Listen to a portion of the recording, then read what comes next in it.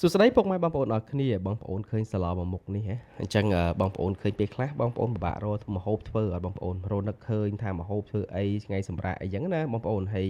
សូម្បីតែខ្ញុំអ្នកជាអ្នកផលិត content ធ្វើម្ហូបក៏ខ្ញុំពេលខ្លះពិបាករដែរ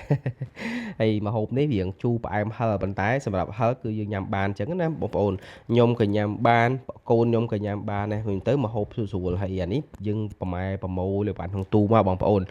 អឺហើយបន្លែដូចជាស្ពៃក្តៅវិញអាចទិញពីគេទីទូច4-5ពាន់នេះបានទៅហើយកូនបើខ្ញុំញ៉ាំបានហើយកូនបងក៏ញ៉ាំបានដែរអញ្ចឹងគាត់ចូលចិត្តញ៉ាំបន្លែហើយហឹលទីគាត់ញ៉ាំបានទាំងអស់អញ្ចឹងទៅខ្ញុំបរៀនគាត់ញ៉ាំពីទូចទូចអញ្ចឹងកូនខ្ញុំអត់សូវរើសម្ហូបចំណីទេញ៉ាំអីក៏បានដែរហើយគ្រឿងផ្សំវាមានទីទូចបងប្អូនមានត្រីឆ្អឹងត្រីសាម៉ុនស្ពៃក្តោបខ្ទឹមសខ្ទឹមក្រហមម្ទេសខ្ញុំម្ទេសនឹង4-10គ្រាប់ទៅហើយនឹងម្អមអញ្ចឹងគ្រឿងហើយនឹងអំពិលទុំមួយទៀតបងប្អូនខ្ញុំភ្លេចថតដាក់អញ្ចឹងយើងយកវាមកបុកបងប្អូនអញ្ចឹងយើងយកបុកខ្ទឹមសខ្ទឹមក្រហមនេះបុកវាកុំម៉ត់ទេបងប្អូនញុំឲ្យវាតែបែកបានណាបងប្អូនបាច់ចាំទៅឲ្យម៉ត់ដូចយើងធ្វើគ្រឿងទេអញ្ចឹងបងប្អូនធ្វើតាមខ្ញុំទៅវិធីសាស្ត្រនេះស្រួលហើយលឿនបងប្អូនស្លនេះយើងធ្វើទៅញ៉ាំឆ្ងាញ់អត់ធុំខ្ទឹមទេពេលយើងស្លទៅហើយខ្ញុំធានាថារសជាតិគឺឆ្ងាញ់ហើយខ្ញុំធ្លាប់ធ្វើលក់ដែរបងប្អូនធ្លាប់បើកហាងបើអីលក់អញ្ចឹងណាហើយភ្ញៀវក៏នៅតាមសួររហូបរហូតអញ្ចឹងទៅអានេះខ្ញុំប្រហែលបងប្អូនធ្វើបានខ្លួនឯងនៅផ្ទះហើយសំខាន់រសជាតិវាគឺជូរប្រៃផ្អែមហ្នឹងហើយអញ្ចឹងយើងទឹកឲ្យពុះមកបងប្អូនចាក់ខ្ទឹមសខ្ទឹមក្រហមម្ទេសយើងបុកមិញហ្នឹងបងប្អូនដាក់ចូលទៅហើយម្ហូបនេះអត់ប្រើប្រហុកទេណាបងប្អូនយើងប្រើទឹកត្រីយើងច្រើនបន្តិចតោះយើងដាក់ប្រើម្សៅស៊ុបទៅហើយប៊ីចេងហើយតោះយើងប្រើស្ករត្នោតអញ្ចឹងគ្រឿងវាមានប៉ុណ្ណឹងហើយបងប្អូនអាចលួចអំបិលបន្តិចទៅ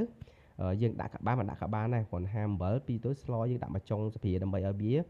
រៀងរសជាតិដិតបន្ទាប់ពីទុះពុះហើយបងប្អូនអាចដាក់ត្រីអាសាម៉ុនដែលកាត់កង់ទូចៗហ្នឹងបងប្អូនដាក់ចូលទៅទុកឲ្យពុះហើយដួសពពុះចេញផងបងប្អូនព្រោះសារតែពពុះហ្នឹងយើងមិនបាច់ទុកទេវាអត់ល្អត្រីសាម៉ុនបងប្អូនស្លមកអានេះគឺរសជាតិឆ្ងាញ់បងប្អូនស្លមួយត្រីសាម៉ុនក៏បានមួយត្រីក្រហមក៏បានជាមួយគ្រឿងសមុទ្រហើយតែឆ្ងាញ់ទៀតអញ្ចឹងទៅស្លនេះត្រូវជាមួយនឹងគ្រឿងសមុទ្រហើយបើធ្វើស៊ុបហ្មងបងប្អូនអាចដាក់លើភ្លើងញ៉ាំក្តៅហើយតោះវិញជ្រុំ7យើងជ្រុំមកបរិមាណ1ម៉ោមនេះគឺថាជូរទៅកុំឲ្យជ្រុំតអស់សំភ្លក់បងប្អូនយើងជ្រុំមកឲ្យលើកវាចេញសិនទៅហើយយើងជូរ1ម៉ោមកុំជូរឡើងពេកមិនមែនដូចស្លមកជូរទេនេះជូរឡំទេបងប្អូនតែឆ្ងាញ់បងប្អូនខ្ញុំធានាថារសជាតិនេះឆ្ងាញ់អ្នកធ្លាប់ហូបម្ហូបរបស់ខ្ញុំគាត់ដឹងហើយមិនថាបងប្អូនមិនថាសាច់យើងនៅខាងណាម្ហូបនេះគឺខ្ញុំអាសាធ្វើឲ្យមិត្តភ័ក្តិបងប្អូនញ៉ាំណាដោយសារអីពេលយើងញ៉ាំទៅវាមានកម្លាំងហ្មងហើយយើងដាក់បន្លែស្ពៃក្តោបចូលមួយអមកូរគ្នាទៅកូរមួយមុខឲ្យកូរខាងពេលបងខ្លាច់បែកសាច់ត្រីអញ្ចឹងណាហើយទុកវាឲ្យពុះទៅបងប្អូនហើយជាការស្រេចហើយអញ្ចឹងរសជាតិយើងធ្វើឲ្យល្មមហើយមិនបាច់ចាំថែមគ្រឿងទៀតទេដាក់តែបន្លែគ្របឲ្យពុះបាន